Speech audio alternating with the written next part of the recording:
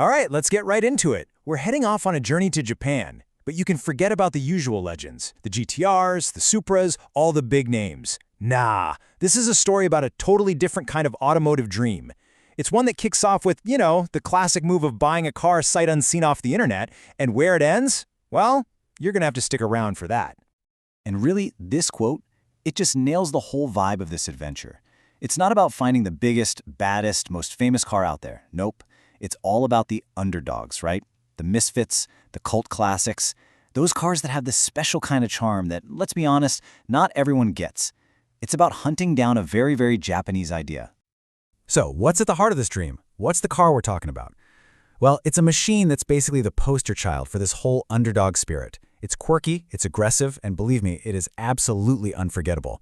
A true gem from Japan's automotive golden age. So here it is. Meet the Bulldog. And, just look at it.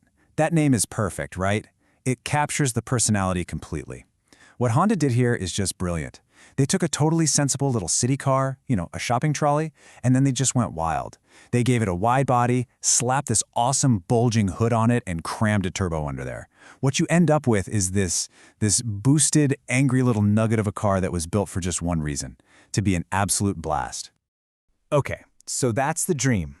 But, and this is a big but, this is where that dream just smacks right into a brick wall of reality. On one hand, you've got the legend, right? The iconic Bulldog. It's even got its famous little folding bike in the back. But on the other hand, what they actually found? A car that feels like it's running on 3 cylinders, has 0 power, no boost, nothing. It's just, it's broken. All that excitement? Yeah, that vanished pretty quick and turned into a very big problem. And this is where things get really serious. Because how much did this broken piece of 80s nostalgia actually cost? Well, for the car and the bike, the grand total came out to nearly 30,000 Australian dollars. Let that sink in.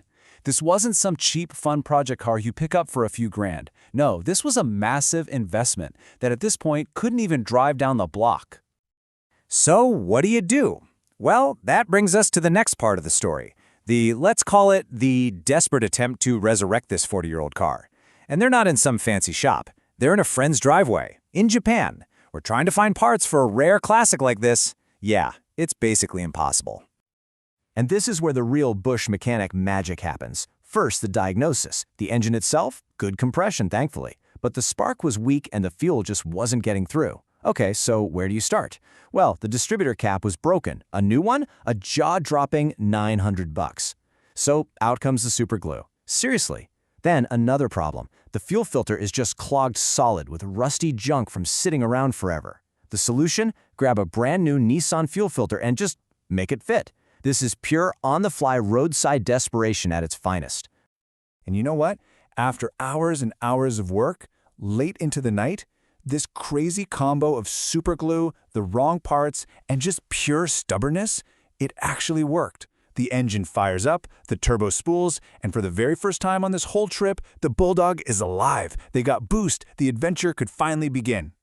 But getting the car running? That was only half the battle.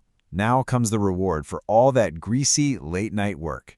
It was time to finally experience the Bulldog's most famous, most unique, and let's be honest, most awesome feature.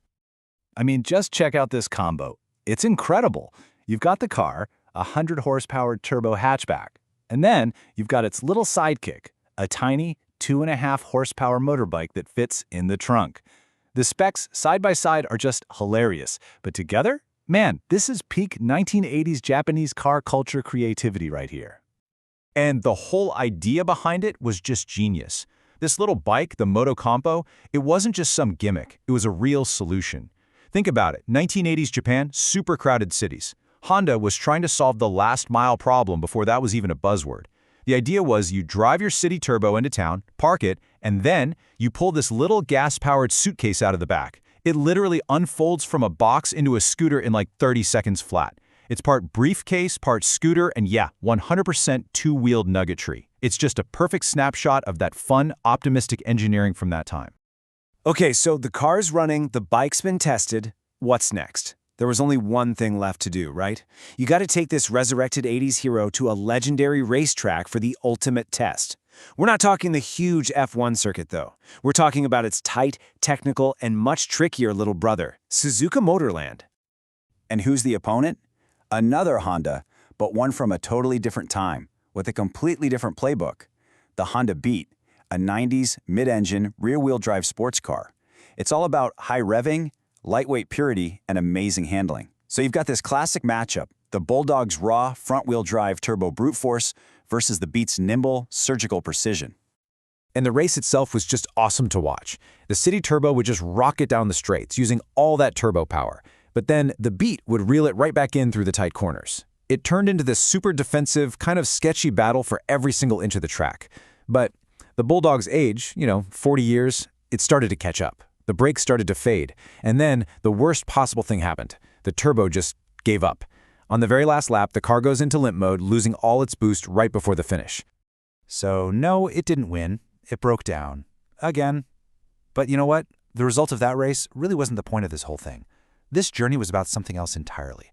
Something that's captured in the spirit of these amazing, imperfect, totally lovable little cars. And this quote just sums it all up perfectly.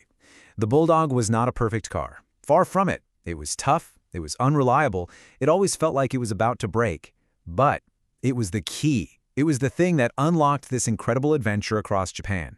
And at the end of the day, that's what these cars do best. So that really brings us full circle, back to this whole idea of chasing the underdogs. And it makes you wonder, right? Maybe the real prize isn't just having an imperfect journey. Maybe it's about choosing a car that guarantees you'll have one. Think about it. A perfect, modern car, it gets you from point A to point B, no problem. But a flawed, classic car full of character, it forces you into an adventure. It makes you get creative, it creates drama, and in the end, it gives you a way better story to tell. So it really makes you ask, what are we really looking for in these cars? Just a way to get around? Or a story that's actually worth telling?